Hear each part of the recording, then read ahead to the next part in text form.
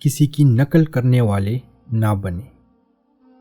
دوسروں کی نقل نہ کیجیے، اپنی شخصیت کو گم نہ کیجیے۔ بہت سے لوگ مستقل عذاب کا شکار رہتے ہیں کیونکہ وہ چاہتے ہیں کہ اپنی حرکات و سکنات، آواز اور کلام، ہر چیز میں دوسروں کی ایسی نقل کرے کہ انہی جیسے ہو کر رہ جائیں، ان کی اپنی شناخت ختم ہو جائے۔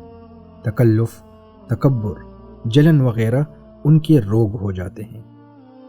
یاد رکھیں، حضرت آدم علیہ السلام سے لے کر آج تک اس بات میں کوئی اختلاف نہیں کہ شکل و صورت میں دو آدمی برابر نہیں ہوتے، تب وہ اپنے اخلاق اور صلاحیتوں میں کیسے یکساں ہو سکتے ہیں؟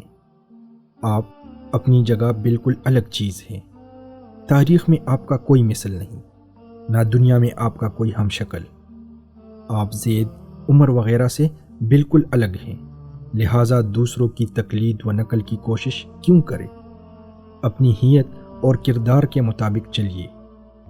ہر آدمی اپنے مشرب کو جانتا ہے، جیسے آپ ہیں ویسے ہی رہیں۔